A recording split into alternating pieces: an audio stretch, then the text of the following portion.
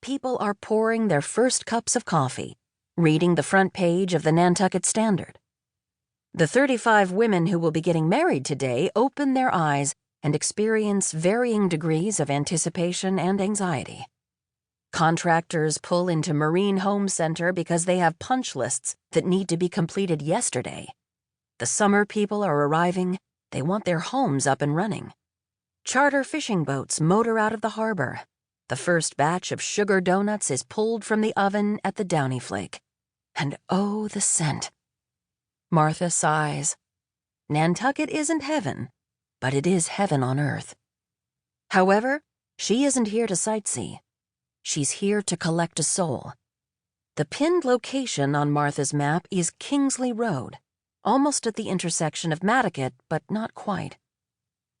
Martha arrives with a full 30 seconds to spare, giving her a chance to inhale the heady fragrance of the lilacs that are in full bloom below.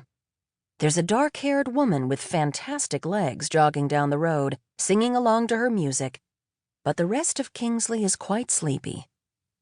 15 seconds, 10 seconds, 5 seconds. Martha double-checks her coordinates. It says she's in the right place. In the time that Martha takes her gaze off the road, tragedy strikes. It happens quickly, the literal blink of an eye.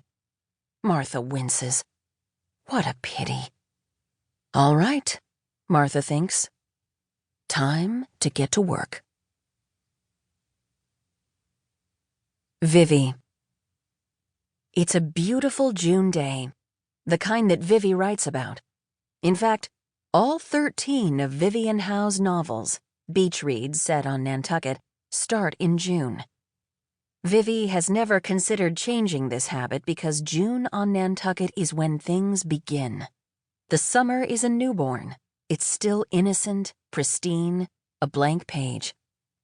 At a few minutes past 7, Vivi is ready for her run.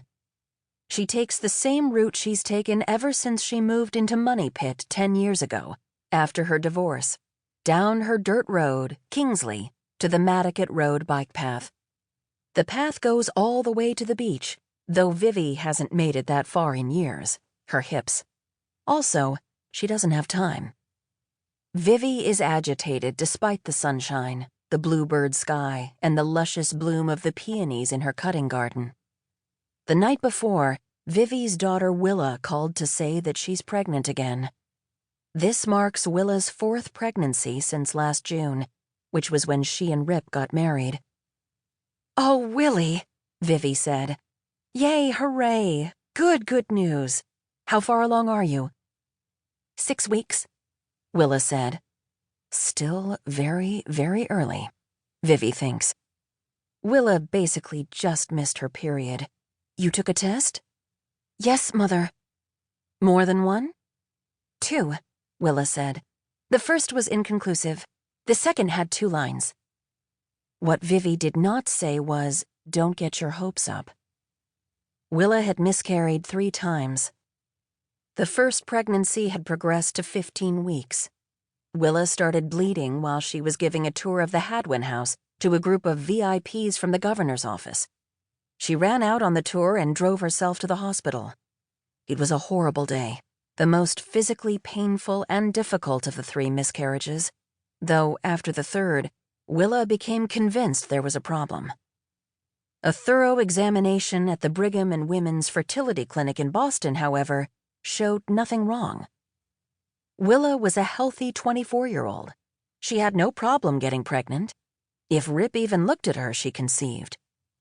Privately, Vivi suspected the miscarriages had something to do with Willa's Type A personality, which Vivi and her ex-husband, JP, used to call her Type A+ personality, because regular A's were never good enough for Willa. If this doesn't work out, why don't you and Rip take a break? You're so young. You have years and years, decades even, to conceive. What's the rush? Predictably, Willa had become defensive. What makes you think this won't work out?